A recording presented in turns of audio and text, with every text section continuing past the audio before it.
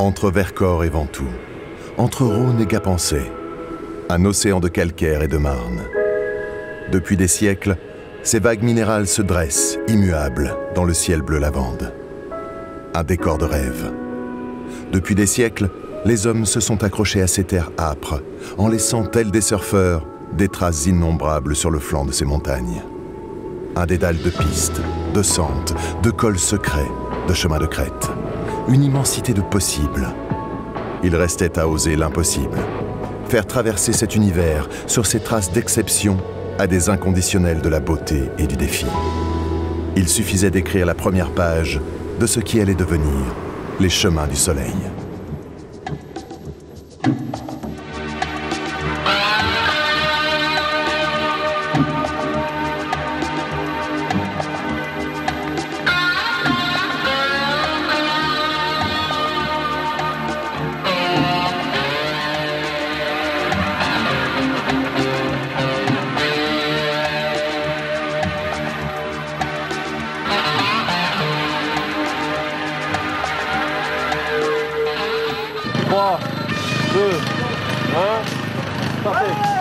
Selon qu'on habite tel ou tel coin de la France, ils sont qualifiés gentiment de timbrés, de fêlés, de doudingues et que sais-je encore.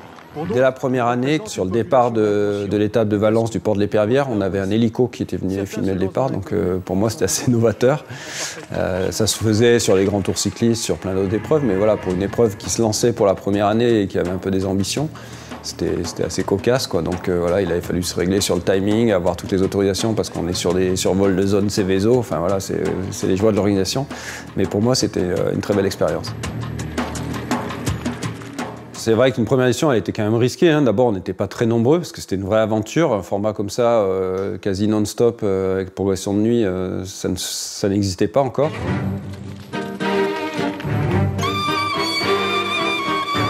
Donc moi, oui, les souvenirs que j'en ai, c'est que sur on va dire la deuxième partie de nuit, entre 2h et 5h du matin, on a retrouvé des gens couchés dans le fossé, avec couverture de survie sur eux, voire même certains qu'on allait chercher dans des granges, parce qu'on ne les trouvait pas entre deux contrôles de passage. Donc avec les bénévoles, on a écumé les granges, parce que nous, on voulait savoir où ils étaient. Il n'y avait pas encore de tracker, tous ces systèmes modernes.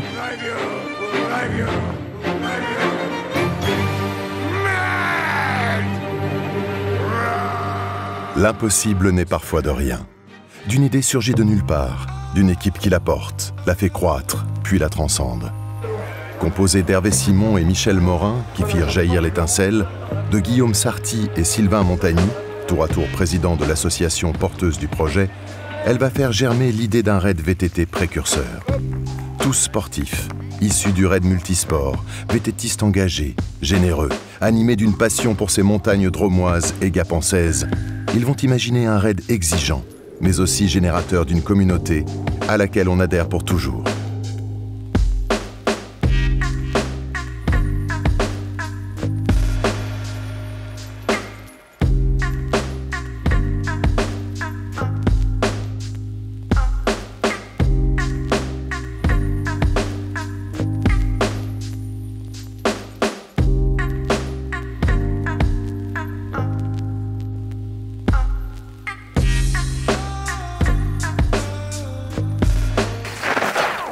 Alors, monsieur Simon, la reco des chemins du soleil?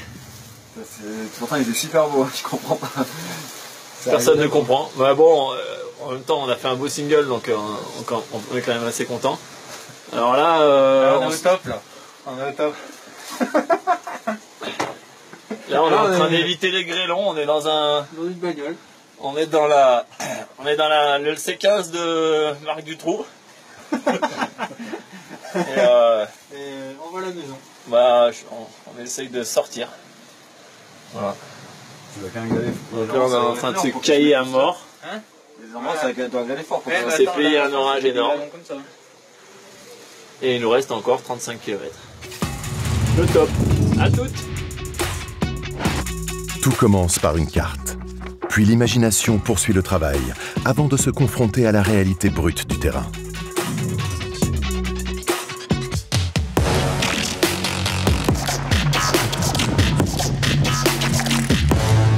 Reste à fureter, explorer, s'engager, renoncer parfois, mais toujours insister jusqu'à ce que ça passe. sans casse, mais toujours en quête de cette adrénaline que recherchent les pilotes de VTT. Pour ce faire, les clubs de cyclistes de la Drôme et des Hautes-Alpes, dont ceux de Saillant et le PJPC de Gap, ne manquent pas d'explorateurs qui dénichent, testent de nouveaux singles, de nouveaux frissons, de nouveaux points de vue. Une œuvre collective, une offrande aux concurrents du raid. Donc nous, tout le travail qu'on fait, c'est parce qu'on est tellement heureux d'avoir ces parcours-là que donner du bonheur aux gens de pouvoir les faire, c'est ce qui nous rend heureux. Voilà le président en action dans les balcons de Conode. Je crois qu'on va revenir aux classiques des dernières années. Parce qu'on a voulu tester une dernière solution dans Céuse. Et avec quasiment 1000 mètres de portage, on s'est dit que vous n'alliez pas trop aimer. Donc voilà, on préfère revenir sur la classique. On va faire des petites variantes, mais il y aura quand même ce balcon absolument exceptionnel qui est Conode, entre Matachar et donc avant d'arriver à Gap, notre président qui donne pas forcément l'exemple. On sait qu'il est technique, mais il est joueur, il est très joueur. Donc ça c'est l'exemple de ce qu'il faut pas faire, voilà, et typiquement. Donc voilà, là on vient de vous montrer exactement ce qu'il faut pas faire. Mais bon, on vous rassure, il y aura quelqu'un qui sera sur place pour vous empêcher de ne pas faire la même bêtise. Nous, l'aspect reconnaissance d'y aller avec les potes, avec Sylvain et les bénévoles locaux, ça c'est un vrai plaisir quand même. Puis surtout, on est tellement content de trouver une belle pépite, un sentier extraordinaire. Et là, au fil des ans, depuis 20 ans, il y a des fidèles depuis la première heure qui sont Michel Morin par exemple. Mais après, on a su créer et agréger au fil des ans beaucoup de compétences et surtout des gens avec qui on s'entend très très bien, il n'y a jamais d'accro. On a un immense plaisir à se retrouver chaque année et pour certains une partie de l'année sur la préparation. Donc cette dimension d'équipe et d'entente et d'amitié, elle est aussi hyper importante. Jean-Pierre, conducteur du poids lourd. Anthony, je mets les sacs dans le camion. Rémi, je suis délégué technique. Joachim, et là je lave des plateaux. Nicolas, bénévole, je viens donner un coup de main, j'habite ici. Alban Simon, je fais de la logistique. Jonathan, responsable logistique. Stéphane Osterno, race manager logistique, conciergerie, tout ce que tu veux. Sylvain, Hélène, Marc, Stéphane, Cyril, Lina. Ils s'interpellent par leur prénom. Ils font ici office d'identité. Je suis lieutenant Esposito Patrick. Cyril, je suis photographe. Pas de bon matin, j'ai fait une nuit blanche là. Aimé, retraité, Orpierre. Dylan, gardien pour les vélos de la nuit. Professionnels ou bénévoles, ils disent la mission. Ouvreurs, préposés aux bagages, signaleurs, presse, chrono, intendance, ravito. Benjamin Sander, je médicalise l'épreuve.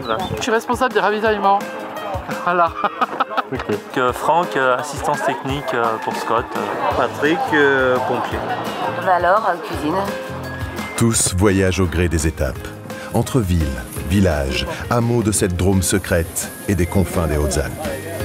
Stéphane est ouvreur moto avec Alex. Et ma fonction, c'est ouvreur moto avec Steph Crémilleux. Voilà. Gilles. Et pilote médecin moto. Alexandre Boumaza, signaleur, bénévole pour Raid VTT du Soleil.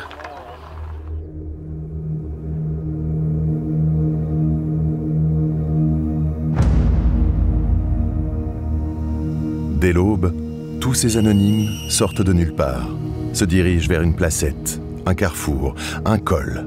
Et la fourmilière s'active, s'agite en attendant les participants du raid. À table! Le ravito à boules, c'est de la balle! Puis ils repartent pour un autre spot, le sourire aux lèvres. Le raid leur appartient. Sans eux, ils n'auraient ni visage, ni existence. Danger, vélo main gauche. Oui. Danger, vélo main gauche. Okay. Le circuit sur 3 jours, tel qu'il a été prévu il y a quelques années, c'est vraiment l'essence même du raid. Tous les ans, on essaye de remettre quelque chose en plus et de voir comment on peut améliorer les choses avec les forces en présence qui sont bien sûr nos bénévoles. Attention à l'euphorie de la première heure. Le raid regorge de surprises. D'accord, à main droite le vélo.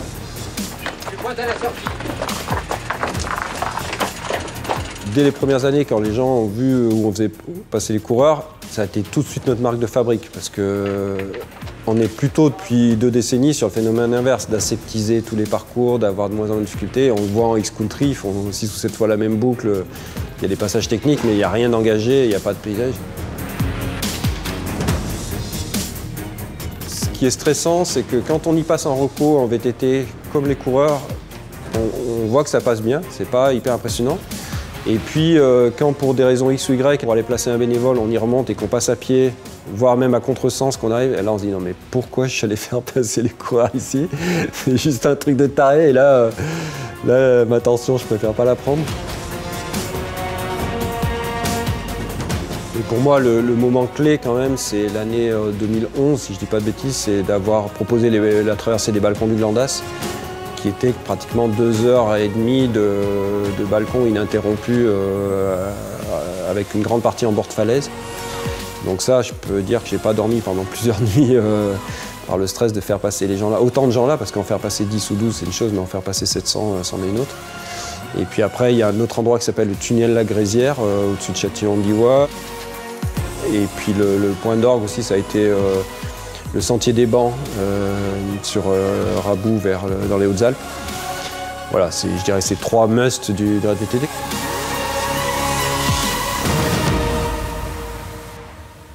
Sur les bords du Rhône, ils sont une centaine à prendre le départ de cette première édition. 16h, c'est parti pour cette 2e édition des Chemins du Soleil et un peu plus de 24... Les Chemins du Soleil, 3e édition, toujours aussi impressionnante. La journée s'annonce tonique pour les engagés de cette 4e édition du raid VTT. Les Chemins du Soleil, 5e du nom, c'était au mois de mai, fin mai exactement. Les Chemins du Soleil fêtent leur 6e année d'existence. Depuis 6 ans, c'est la 7e fois que le raid VTT des Chemins du Soleil rythme le quotidien de la Drôme provençale. Depuis 2003, le raid extrême des Chemins du Soleil anime le printemps des VTTistes. Parcours réputé difficile, dénivelé important, portage physique et météo parfois capricieuse.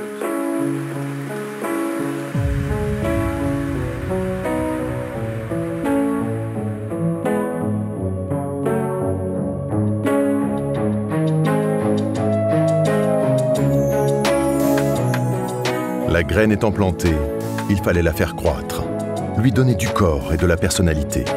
Très vite, l'idée d'une traversée Drôme-Hautes-Alpes, ou l'inverse suivant les années, a pris corps.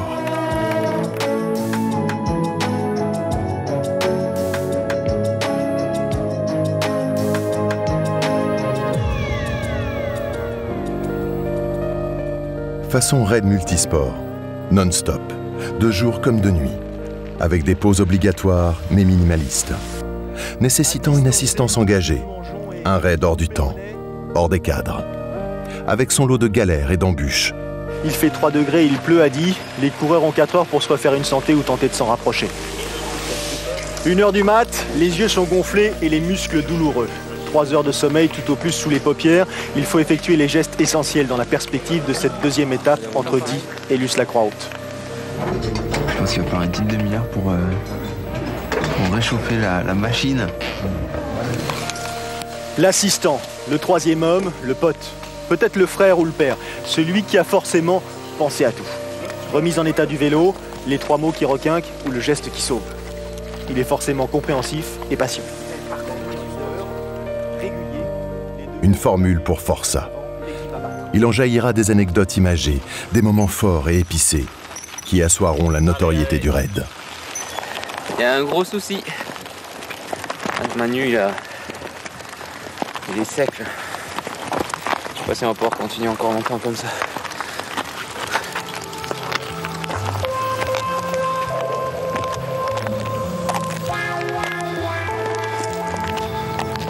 Emmanuel Marotte a vieilli d'un seul coup.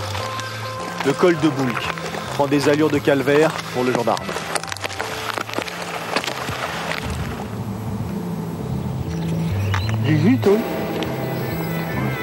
Avec de la lumière, les gestes sont tout de suite plus faciles à effectuer. Un raid rude et aussi techniquement balbutiant.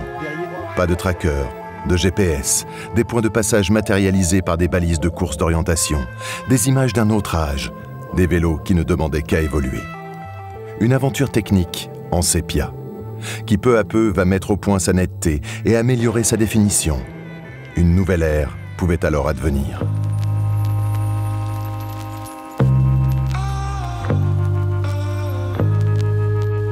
Partage, humanité, découverte d'un terroir d'accueil riche de 1000 particularités seront les maîtres mots qui présideront à l'évolution du raid. Ainsi naîtra l'actuelle formule à étapes, s'appuyant année après année sur des sites de départ et d'arrivée sans cesse renouvelés, ainsi que l'élaboration de nouveaux parcours, permettant la découverte des coins les plus reculés du Diois, des Baronnies, du Buèche, du Dévoluy, du Bochen. Un raid toujours aussi engagé, mais devenu aussi une expérience immersive. Enfin, la partition entre une formule élite, par équipe de 2, et une formule en solo, parachèvera cette volonté de construire une communauté multifacette. Même parcours, sauf un prologue de nuit pour les élites. Même bivouac, même tablé lors des repas du matin et du soir. Une seule et même caravane, fourmillant de moments d'échange où s'élabore l'identité d'une communauté.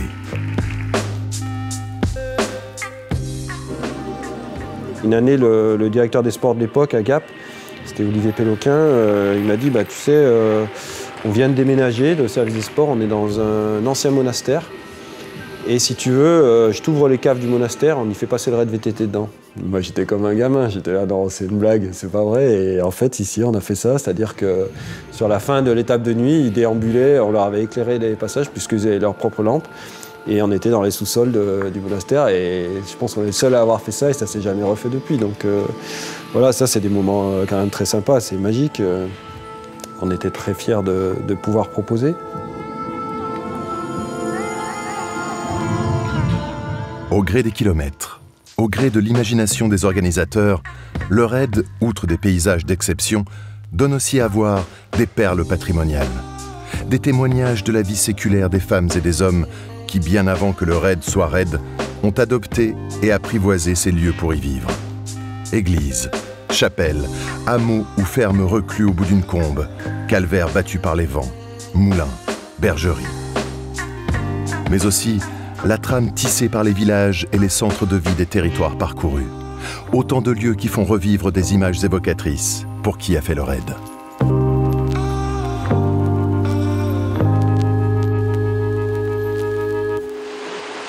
Ce qu'ils n'attendaient peut-être pas, c'est ça. C'est ce qui les attend à l'instant, c'est-à-dire la traversée de ce gué, le gué du Buèche, kilomètre 21. L'eau n'est pas froide, elle est gelée. Les gendarmes nous ont interdit la route parce que c'était un week-end grand départ, alors que là c'était à 4h du matin, autant dire qu'il n'y avait aucune voiture sur la route, mais le décret est ainsi fait. Les naturalistes nous avaient interdit une autre zone, etc. Et on n'avait aucune autre solution si ce n'est de traverser ce ruisseau. Et là, nous, ça nous mettait en danger, ça mettait en danger les coureurs. Donc heureusement que les pompiers ont joué le jeu et nous ont appuyé en force. Et de toute façon, sur toutes les éditions, le groupe Montagne nous a appuyés. On n'a pas eu le choix que de faire un passage à gué, mais assez engagé, parce que l'eau arrivait au niveau de la taille. Alors, je ne sais pas si vous imaginez, en pleine nuit, dans le froid, traverser une rivière à peu près de, je dirais 12 mètres de large. On avait tendu un câble entre deux 4x4. Alors, ça paraît facile à dire comme ça, mais nous, on était dans le faisceau des lampes. Mais si la personne part dans le ruisseau, dans la rivière, sans les lampes, etc., c'est vite compliqué. Donc, moi, j'étais déjà content de savoir qu'il y avait les pompiers plongeurs à Laval. Ça s'est bien passé, les gens s'en rappellent encore et c'était marquant. Des ciels d'azur, le raid n'en est pas avare. Mais parfois il se maquille, avec des phares outranciers, qui à la fois le subliment et rehaussent son autre nature.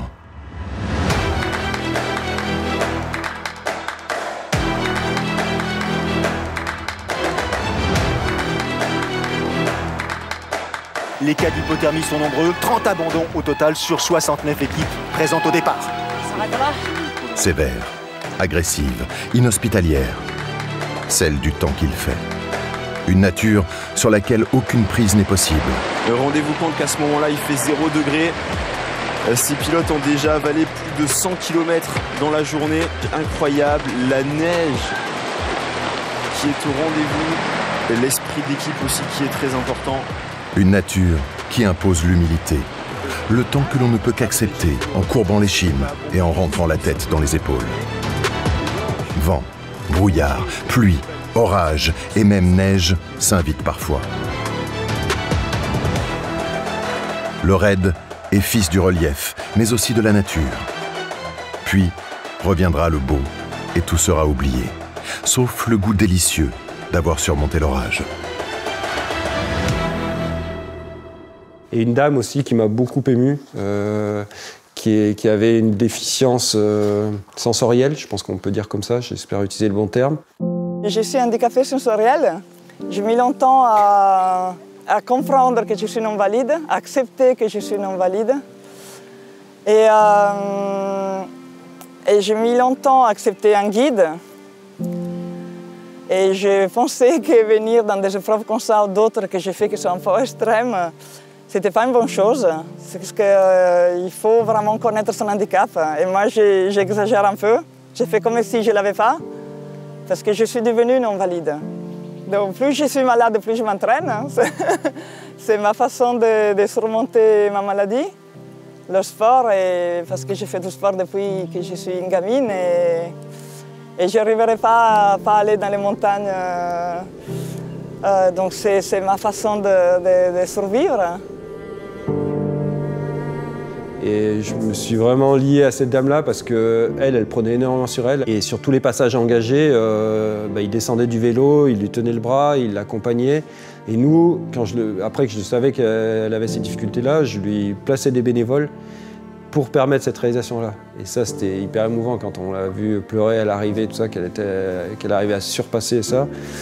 Voilà, ça peut faire cliché, mais quand on le vit de l'intérieur, c'était tellement beau et tellement émouvant. Donc ça, c'était quand même aussi des grands moments. Yes, ça passe, ça passe, ça passe!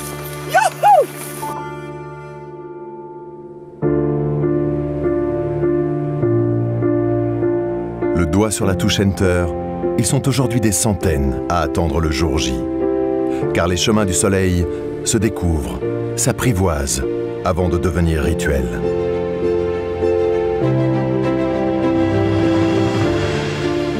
Nombreux sont ceux qui, pour rien au monde, ne manqueraient la prochaine édition.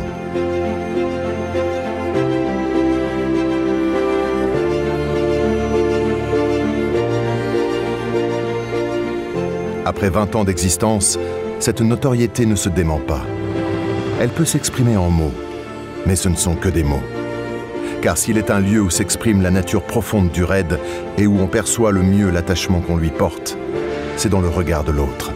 Celui de votre équipier, de votre compagnon de single, du bénévole qui vous accueille et vous guide sur le bord du chemin, ou tout simplement celui de votre interlocuteur qui a vécu cette expérience.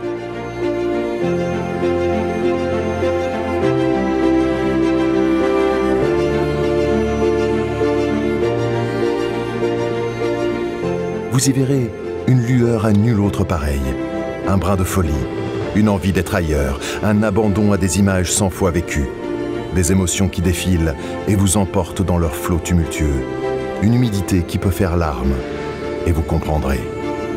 Un regard où tout est dit.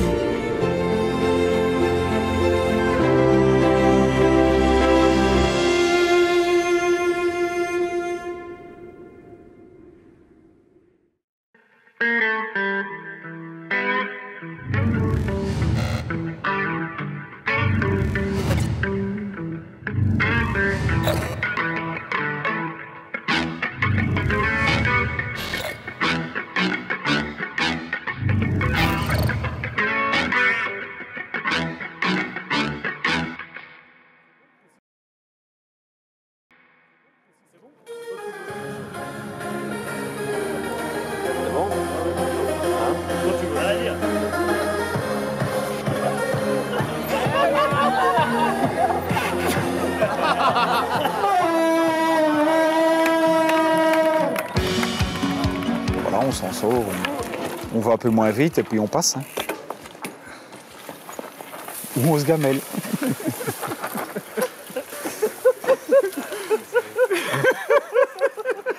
Celle-là.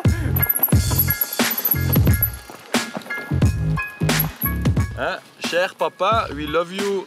Bien faire le vélo. Bisous, maman, Léon, Martha, mon fils. Coucou.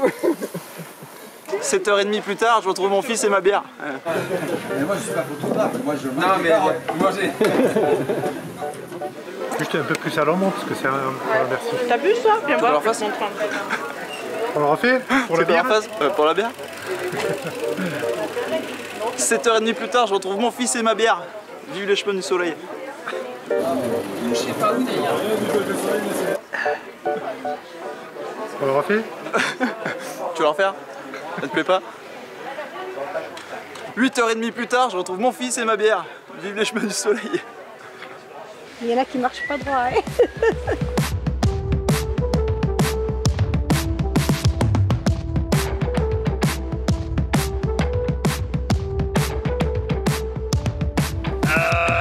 Bonjour, c'est ma femme.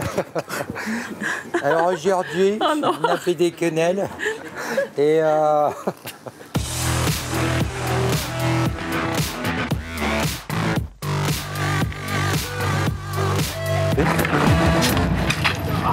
Ça va? Oui, comme ça c'était mieux avec les cheveux en l'air. Comme ça. Voilà. Ça a voulu rater.